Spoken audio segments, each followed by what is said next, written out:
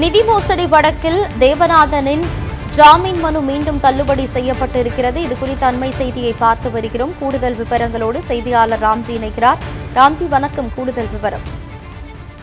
Chennai Mylapore Hindu permanent fund நிதி நிறுவனத்துல முதலீடு செய்த நிறுவனத்திற்கு மேற்பட்ட முதலீட்டாளர்களிடம் பல கோடி ரூபாய் மோசடி செய்ததாக தொடரப்பட்ட வழக்கில் நிதி நிறுவனத்தின் இயக்குநர் தேவநாத் யாதவ் கைது செய்யப்பட்டு சிறையில் அடைக்கப்பட்டார். பின்னர் 100 கோடி ரூபாயை விசாரணை நீதிமன்றத்தில் வைப்பு தொகையாக செலுத்த வேண்டும் உள்ளிட்ட பல்வேறு நிபந்தனைகளும் சென்னை உயர்நீதிமன்றம் நிபந்தனை ஜாமீன் வழங்கி உத்தரவிட்டது.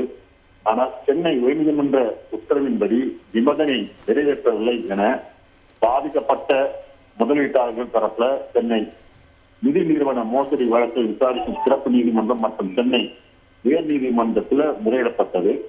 இந்த முறையீட்டை ஏற்றுக்கொண்ட சென்னை உயர்நீதிமன்றம் தேவநாதன் யாதவை கைது செய்து உத்தரவிட்டிருந்தது. இதையடுத்து தேவநாதன் யாதவ் மீண்டும் சிறையில் அடைக்கப்பட்டார். இந்த நிலையில மீண்டும் ஜாமீன் கேட்டு தேவநாதன் மனு தாக்கல் செய்திருந்தார்கள். அந்த மனு சொத்துக்களை இழுத்து முதலீட்டாளருக்கு பணத்தை திருப்பி அளிக்க தயாராக இருப்பதாகவும் இதற்காக உயர்நீதிமன்றம் ஓய்வு பெற்ற நீதிபதி ஆணையராக நியமிக்க வேண்டும் என்றும் நீதிமன்றத்தில் கேட்டுக் கொண்டிருந்தார்கள். இந்த வழக்கை விசாரித்த நீதிபதி ராஜசேகர் காவல்துறை சார்பில் சொத்துக்கள் அடையாளம் காணப்பட்டு பறிமுதல் செய்யப்பட்டு நடவடிக்கை எடுக்கப்பட்டு வருவதாகவும், எனவே அவரை ஜாமீன் விடுவிக்க கூடாது என எதிர்ப்பு தெரிவித்து காவல்துறை தரப்புல நீதிமன்றத்தில் வாதங்கள் வைக்கப்பட்டது.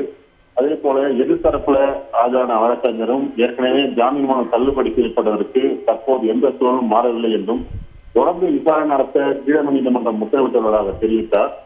ஏற்கனவே விதிக்கப்பட்ட நிபந்தனைகளை எதையும் அவர் நிறைவேற்றவில்லை எனும் எதிர்த்தரப்பு, அதாவது ஏமாற்ற அந்த பணத்தால் பாதிக்கப்பட்ட தரப்புல நீதிமன்றத்துல வாதங்கள் வைக்கப்பட்டது. இந்த வாதங்களை கேட்ட நீதிபதி ராஜசேகர் தேவநாதன் யாதவின் ஜாமீன் மனுவை தள்ளுபடி செய்து உத்தரவு பிறப்பித்திருக்காங்க. தகவல்களுக்கு நன்றி ராம்ஜி.